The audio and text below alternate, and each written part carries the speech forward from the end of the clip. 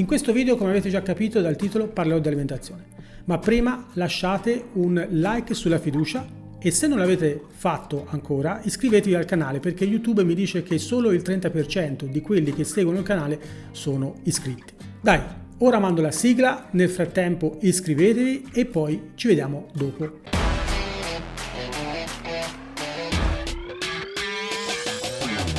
Dai, iscrivetevi, il pulsantino qui sotto a destra.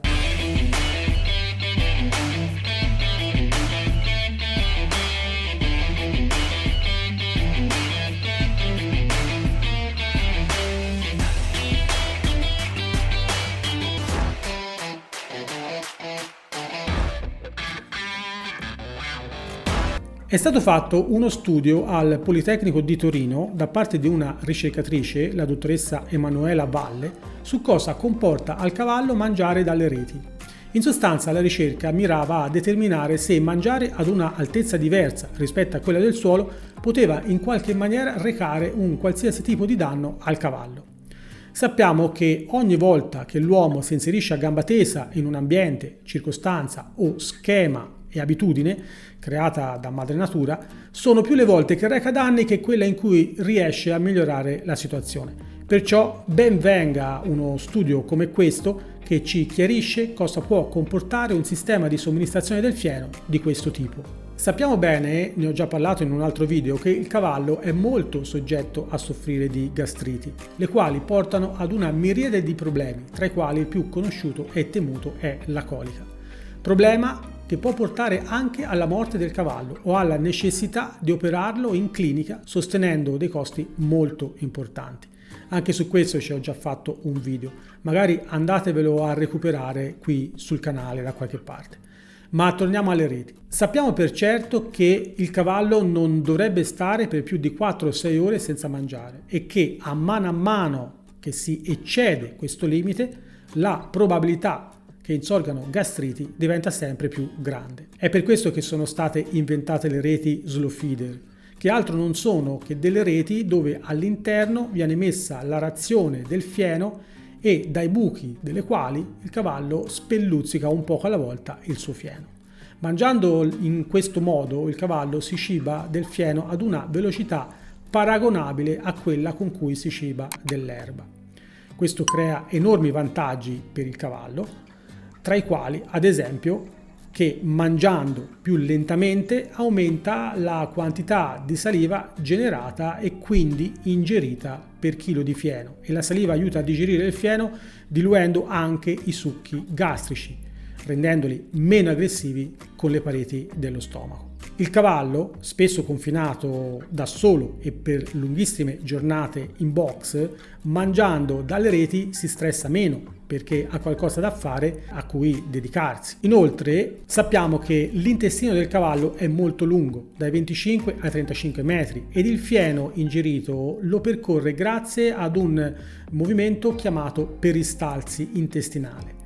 Movimento lento e continuo impressoli dai muscoli che circondano l'organo. Quando il cavallo mangia lentamente e di continuo, come ad esempio quando mangia dalla rete, l'intestino è uniformemente riempito di cibo, invece di avere dei tratti pieni seguiti da tratti più vuoti, come accade quando le razioni vengono date molto distanti l'una dall'altra ed il cavallo si abbuffa ingerendo in un paio d'ore tutta la sua razione e stando poi moltissimo tempo, spesso anche più di 4-6 ore, senza mangiare in attesa della razione successiva. Inoltre poi mangiando dalle reti il cavallo mangia un fieno più pulito perché quello buttato per terra si può sporcare se si trova in un paddock all'aperto dove magari sta piovendo, oppure il cavallo può camminarci sopra o sporcarlo di letame o urina, o respirare la polvere che sta subito sotto il fieno, sul pavimento, o nel caso si usino lettiere non perfettamente depolverate.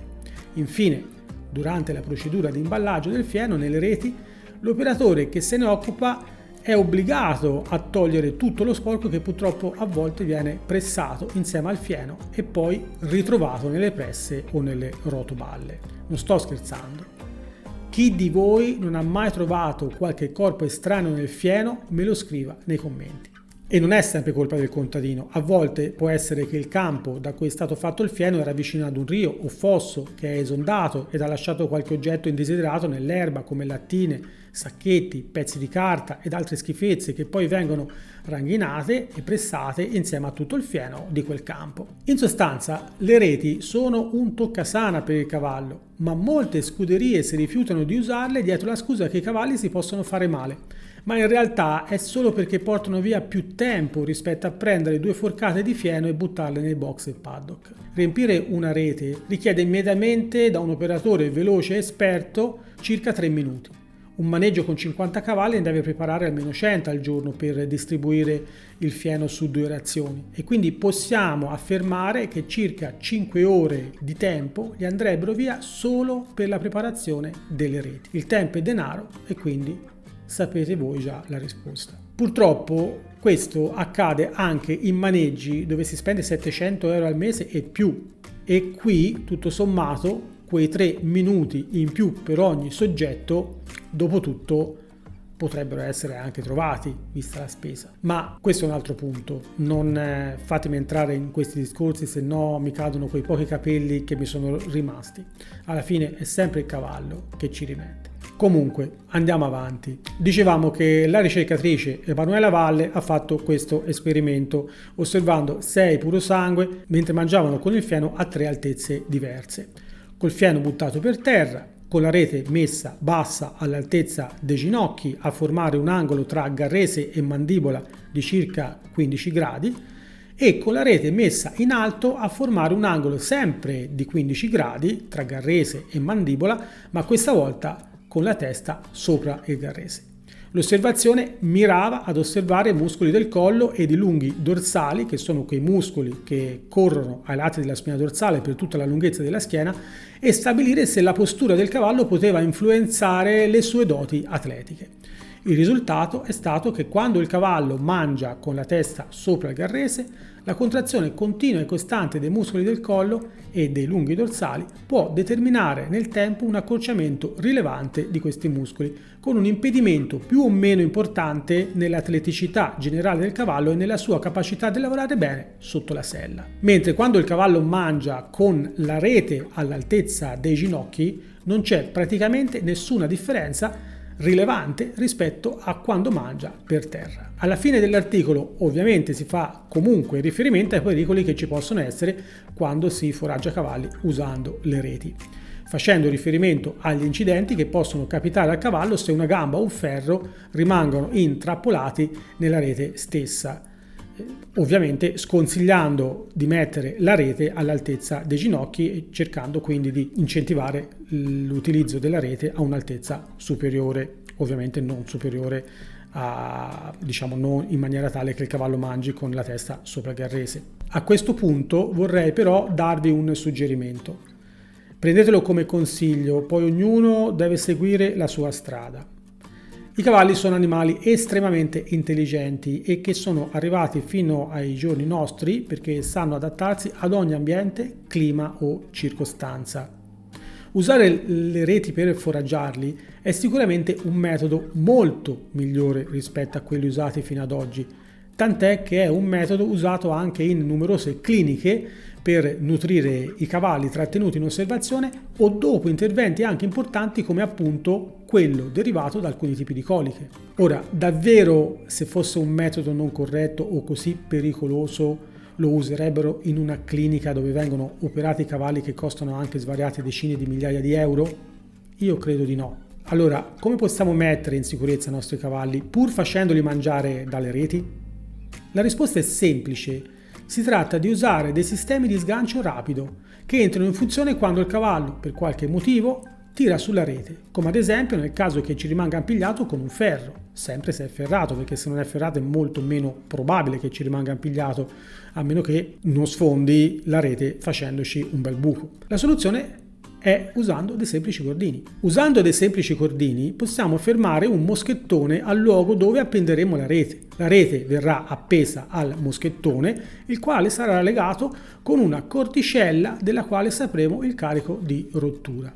Se andate in qualsiasi supermarket per il bricolage a comprare della corda, ci sarà scritto sempre il carico di rottura. 80-100 kg possono andare bene per iniziare, poi dovrete essere voi a vedere se è il caso di metterne una più resistente o una meno resistente. A quel punto la corda che tiene la rete si romperà se la rete viene tirata troppo e la rete cadrà in terra e rimarrà impigliata nella gamba o nel ferro del cavallo, dove la troverete completamente vuota il mattino dopo, perché di solito i cavalli non si preoccupano affatto, come pensiamo noi, se hanno una rete per terra da cui mangiare, anche se questa è attaccata ad un loro piede. Ormai è un po' di anni che noi usiamo le reti e non ci è mai capitato un cavallo che si sia spaventato di una rete rimasta attaccata ad un suo piede. E noi abbiamo anche cavalli ferrati che vengono a stare da noi e, come saprete, se mi seguite su questo canale, non mi portano solo cavalli bravi e semplici, anzi spesso mi arrivano cavalli proprio perché non lo sono. Ovviamente il mio consiglio è non mettere una rete bassa ad un cavallo che ha i ferri e magari è le prime volte che gli mettete la rete, che mangia dalla rete. Se non c'è abituato, mettetela di giorno in modo che possiate tenerlo sotto controllo almeno le prime volte. Poi, quando ha imparato che la rete non va presa a calci, il gioco è fatto. Parelli dice che il cavallo è come lo trattiamo noi. Se lo tratti da animale stupido si comporterà da stupido e se invece lo tratti da animale intelligente, quale è, si comporterà da animale intelligente. A voi la scelta. Anche questo video finisce qui, fatemi sapere se avete trovato questo contenuto interessante e scrivetemi nei commenti come state dando da mangiare ai vostri cavalli in questo momento. Vi ricordo ancora, se non l'avete fatto, di iscrivervi al canale, di attivare la campanellina se no non vi arriva il messaggio quando escono nuovi video e se vi è piaciuto il video lasciate un like e noi ci vediamo al prossimo video. Wish I could say I was finally over you, but that's not the truth.